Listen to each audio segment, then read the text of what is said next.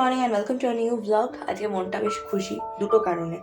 একটা হচ্ছে একটু বাদেই ম্যাম চলে আসবেন, আর একটা হচ্ছে আজকে আমার একটা নেমন্তন্ন রয়েছে, দুপুরবেলা যদিও, তবুও একটা নেমন্তন্ন রয়েছে অ্যানিভার্সারি। মানে অ্যানিভার্সারি আগে হয়ে গেছে, খাওয়ানোটা পরে হচ্ছে আর কি। তো চলো তাড়াতাড়ি রেডি হই।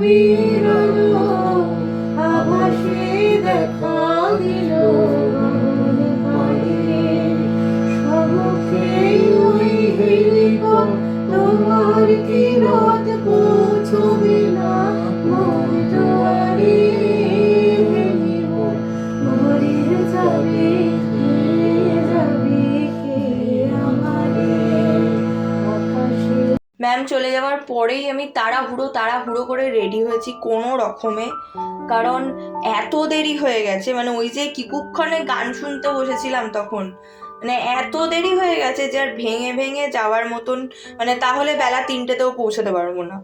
তো সেই করতে গিয়ে আমি র্যাপিডো বুক করে ট্রাভেল করলাম। অলমোস্ট 20 কিলোমিটার আমার মনে হয়। তো এতটা ট্রাভেল করার এক্সপিরিয়েন্স আমার খুব একটা নেই, তাও আবার র্যাপিডোতে। বাট যাই হোক, পৌঁছে গেছি, সেটাই বড় কথা।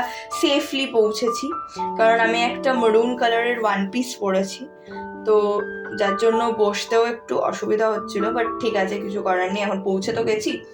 আর সব থেকে ভালো ব্যাপারটা হচ্ছে এই যে সাজানোটা, এই যে ক্রিসমাসের সময় সাজানো, এটা অসাধারণ লাগে। আর নো স্ট্রিংস অ্যাটাচড হচ্ছে উৎপল সেনগুপ্ত, মানে চন্দ্রবিন্দুর উৎপল সেনগুপ্তর ক্যাফে, যেটা লোকেশন হচ্ছে সল্টলেক সেক্টর 2 BH ব্লক। তো তোমরা যদি কেউ আসতে চাও ডেফিনেটলি আসতে পারো। আর আমাদের গ্রুপটাই হচ্ছে প্রথম যারা পৌঁছেছিলাম ক্যাফেতে। তো ঢুকেই আমি আমার ফেভারিট জায়গাটা চুজ করে নিয়েছি, আমি কোথায় বসতে চাই। একদম কর্নারে, মানে ওই যে কাঁচের জানলা দিয়ে রোদ্দুরটা পড়ছে, ওটা আমার জাস্ট দারুণ লাগে। তো ভীষণ সুন্দর করে সাজানো গোছানো এবং ছিমছাম একটা cafe. 40 heads can easily sit. আর তাছাড়া হয়তো একটু এদিক ওদিক করলে আরও 2-3 জন মানে বসতে পারবেন আর কি।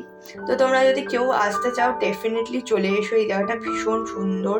আর আই এম শিওর খাবার দাবারও খুব সুন্দর। আমরা এখনো অর্ডার করে উঠতে পারিনি, বাট আমি শেয়ার করবো তোমাদের সাথে যে কি কি খাওয়া হলো ফাইনালি। তো এই যে এখন যাচ্ছি আমরা, মানে আমরা নয়, আমি একা যাচ্ছি আলদো ক্যাফেতে। এটা তোমরা অনেকেই জানো, আমার ইনস্টাগ্রামে দেওয়া ছিল যে আমার আলদো ক্যাফে কতটা ফেভারিট। তাই জন্য ওখান থেকে খেয়ে তারপরে আমার ইচ্ছে করলো আলদো ক্যাফের ট্রেসলিচার্স কেকটা ট্রাই করতে। তো আমি একাই একটা অটো ধরে বেরিয়ে পড়েছি। আর এত ভালো লাগে, মানে ওই ছবি দেখতে আর ওই ভিডিও দেখতে, মানে তখন আর মাথার ঠিক থাকে না যে আচ্ছা অনেকটা ট্রাভেল করে গিয়ে খেতে হবে। বাট বিশ্বাস করো, মানে জাস্ট অসাধারণ লাগে।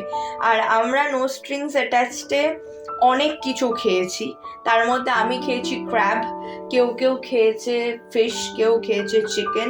বিভিন্ন টাইপের কুইজিন রয়েছে ওখানে, যেমন চাইনিজও দেখলাম, তাছাড়া কন্টিনেন্টালও দেখলাম।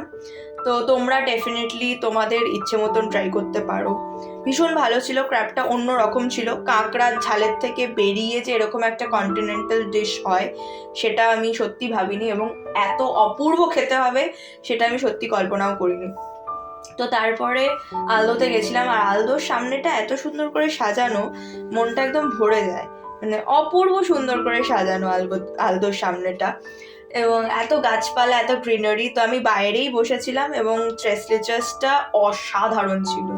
বিশ্বাস করো, মুখে দিয়ে চিবোতে হচ্ছিল না, সত্যি কথা বলছি, একদমই চিবোতে হচ্ছিল না, জাস্ট মুখে দিলেই মিলিয়ে যাচ্ছিল, এত ভালো। এবং চামচ দিয়ে কাটতেও হচ্ছিল না বলতে পারা যায়, এতটাই সফট। তবে তারাই খেও যারা দুধের প্রোডাক্ট খেতে পারো, মানে যাদের ল্যাকটোজ ইনটলারেন্ট তারা প্লিজ ট্রাই করো না, কারণ তাদের কিন্তু মানে একদমই ভালো লাগবে না। হ্যাঁ, বা যারা দুধের জিনিস খেতে পছন্দ করো না, এই কেকটা 3 রকম ভাবে দুধ ইউজ করে বানানো হয়। তো সেই কারণেই বারবার করে বলে দিচ্ছি যে তারাই খেও যাদের দুধের প্রোডাক্টে কোনো রকম সমস্যা নেই। তো যাই হোক, দেখা হবে আর একটা নতুন ব্লগে। টিল দেন টাটা, সবাই খুব ভালো থেকো, সুস্থ থাকো, সাবধানে থেকো।